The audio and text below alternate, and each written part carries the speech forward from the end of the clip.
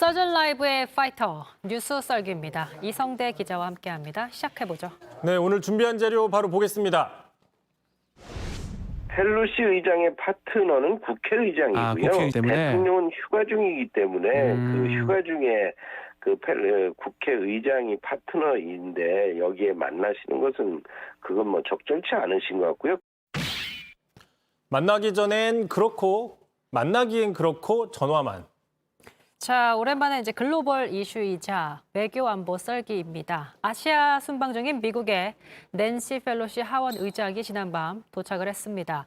이제 우리나라에서 국회의장을 만나고 저녁엔 일본으로 떠나는데 하루 종일 뉴스에 헤드라인을 장식하고 있어요. 네, 그렇습니다. 말씀하신 것처럼 오늘 오전에 김진표 국회의장 또 여야 원내대표단과 이렇게 접견을 했고요. 또 곧바로 JSA도 방문을 했습니다. 그 잠시 전에 들어온 소식인데요. 지금 휴가 중인 윤석열 대통령과 만남 여부가 하루 종일 관심사였는데 결국 전화 통화를 하기로 결론이 났지 않습니까? 네. 잠시 잠시 전에 두 사람이 40여 분 동안 전화 통화를 했고요. 자, 이 통화에서 윤석열 대통령이 포괄적인 전략 동반자 관계를 계속 가져가자 얘기를 했고 펠로시 의장은 윤석열 대통령에게 자, 휴가 중에 시간을 내줘서 감사하다라고 대답을 했습니다.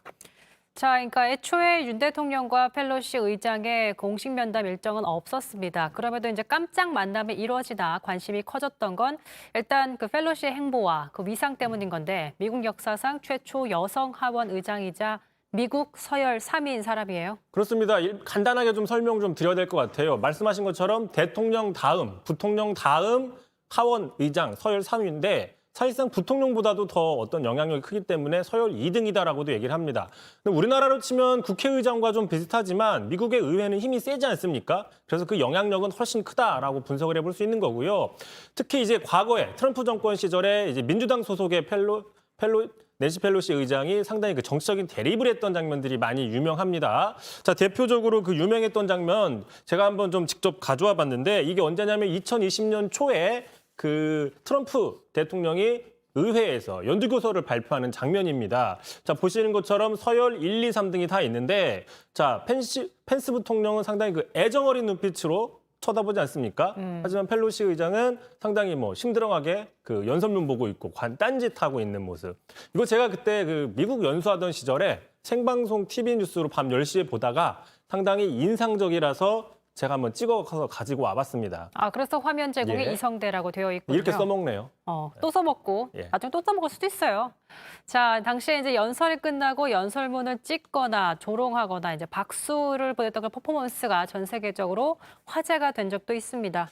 특히 이 펠로시 의장이 한국에서도 영향력이 큽니다. 뭐 대표적으로 2015년 방문했을 때 이 펠로시 당시 하원 의원이었죠. 자, 아베 총리에게 위안부 문제 사과하라라고 당당하게 이야기를 한 적이 있어요. 우리나라에 와서. 그리고 또 트럼프 대통령 아시죠? 주한미군을 빼겠다, 감축하겠다 끊임없이 얘기를 해서 아예 법으로 주한미군을 유지하는 법을 체결해버렸습니다. 그래서 트럼프의 레임덕을 오기도 했었는데요. 이렇게 우리나라와도 직접적인 그 정책들을 많이 했던 그 펠로시 의장이고요. 그래서 상당히 좀 반가운 느낌이 들었습니다. 제가 연수 갔을 때. 역시나 그래서 제가 이제 미국 의회 투어를 했었는데 지나가다 보니 자, 스피커 오브 더 하우스라고 얘기를 합니다. 미국 하원 의장은 낸시 펠로시 방에 있길래요. 들어가려고 했더니 써 있어요. 들어오지 말라고.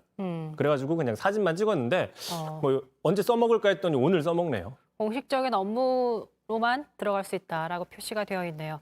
그러니까 한마디로 낸시 펠로시 하원 의장을 정리해보면 지한파이다. 그래서 이제 윤 대통령이 만나지 않은 게 더 이슈가 되고 있기도 하고 한미동맹을 강조해왔기 때문에요. 근데 그렇다면 만나지 않은 이유가 뭘까 궁금해지는데 그냥 휴가 때문이라고 표면적으로 얘기를 하는 건 아니잖아요. 휴가 때문이라는 얘기를 표면적으로 했습니다. 자, 휴가 중인데 굳이 행정부도 아닌 입법부의 수장을 만나는 게 뭐 외교적으로 관리에 맞지 않다라는 식의 이야기를 했어요.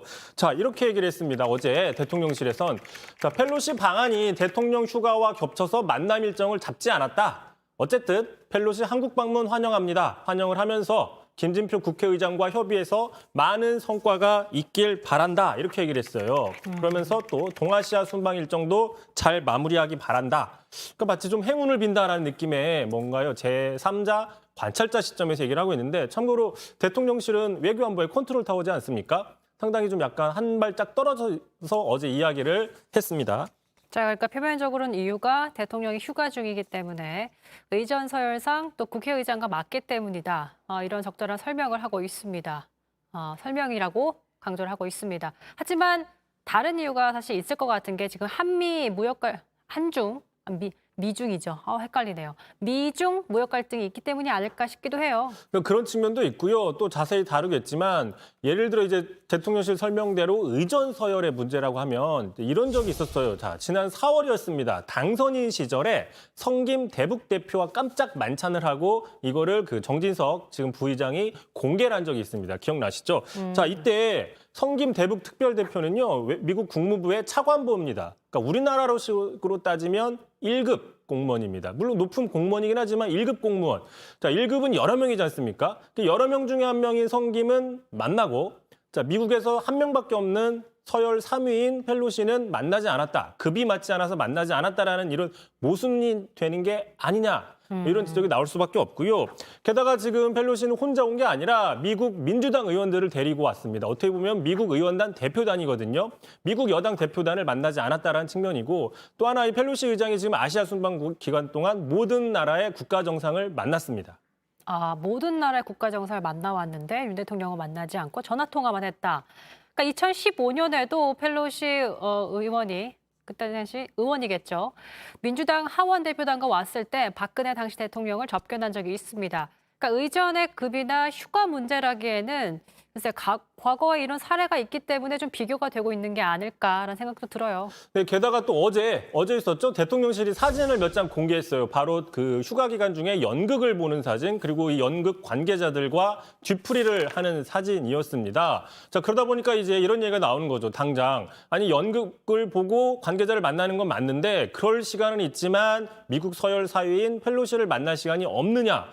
다른 데도 아니고 여권에서 이런 얘기가 나왔습니다. 누구냐? 바로 유승민 전 의원인데요. 이렇게 얘기를 한 거죠. 자, 그런 중요한 인물이 한국을 방문하는데 서울에 있는 대통령이 만나지도 않는다? 휴가 중이라는 것은 이유가 될 수 없다. 자, 대학로 연극을 보고 뒤풀이까지 하면서 미 의회의 대표를 만나지 않는다는 걸 어떻게 생각해야 될까요? 라고 얘기를 했고요. 자, 논란이 되자 오늘 오후에 또 대통령실에서 해명을 냈습니다. 연극은 펠로시가 오기 전에 봤다. 다시 얘기하면 연극이 끝난 뒤에 펠로시가 왔다. 해명을 했습니다. 그러니까 처음에 만남 일정도 없다가 이제 아침에 뒤늦게 전화 통화 일정 생긴 것도 또 이런 여당의 목소리도 있고 또 여론이 있기 때문에 그걸 의식해서 이런 일정이 잡힌 게 아닐까라는 생각도 들고요. 뭐 그렇진 않다라고는 해명을 하는데요. 어쨌든 논란이 이어지자 대통령실의 최영범 수석이 이렇게 좀 전에 얘기했습니다. 자, 모든 건 국익을 총체적으로 고려해서 결정한 것이다. 총체적으로 국익을 고려해서 결정한 것이라고 설명을 했는데요. 뭐 실제 그렇죠. 자, 지금 펠로시 방문을 가지고 중국에서 격한 반발을 쏟아내지 않습니까? 자, 불타 죽을 것이다. 머리가 깨져서 피가 날 것이다. 상당히 험한 말들을 내놓고 있어요. 자, 우리 입장에서는 이 펠로시가 촉발한 미중 갈등의 이 격한 소용돌이에 끼지 않는 게 나쁘지 않죠. 좋을 바는 없는 거죠. 얘기 한번 들어보겠습니다.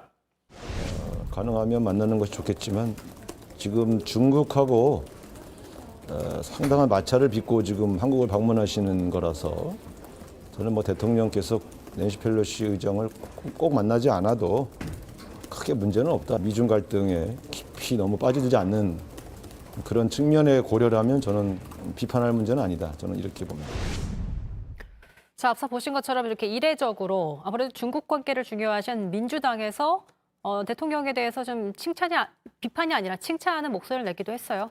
뭐 민주당이야 아무래도 중국 관계를 중시하니 말씀하신 것처럼 그런 측면이 있는 건데 자, 하지만 윤석열 정부 집권 이후에 어떻게 얘기했습니까? 자, 문재인 정권 한미동맹을 악화시켰다면서 비판하면서 중국보다는 미국에 밀착하는 더 가까이 가는 노선을 분명히 해왔거든요. 대표적인 게 지난 6월 달에 나토 정상회의 참석한 겁니다. 우리나라 대통령으로는 처음으로 나토 정상회의까지 참석을 했습니다. 네. 자, 미국 중심의 반도체 공급망 참여에도 검토를 하고 있는 측면들도 있는 상황이거든요. 자, 이런 상황에서 정작 이런 정책들을 중요하게 결정할 수 있는 영향력이 있는 미국 서열 3위의 펠로시를 만나지 않는다? 자, 그렇다면 외교 노선에 어떤 수정이 있는 게 아니냐? 그게 아니라면 전략적인 판단이 부족한 게 아니냐? 이런 지적들 나오고 있는 거고요. 네. 자, 다 떠나서 자, 만약에 이전 정부에서 이런 일이 발생했다. 자, 그럼 국민의힘에서 가만히 있었겠느냐? 한미 동맹의 가치를 무엇보다도 중요시 여기는 그 보수 정당에서 가만히 있었겠느냐, 뭐 이런 반문도 나옵니다.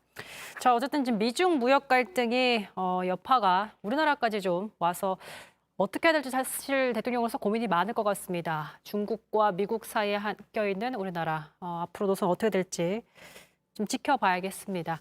이성대 뉴스석이 여기까지 하죠. 수고하셨습니다. 오늘 썰전 라이브 여기까지입니다. 계속해서 정치부 회의가 이어집니다. 시청해주신 여러분 고맙습니다.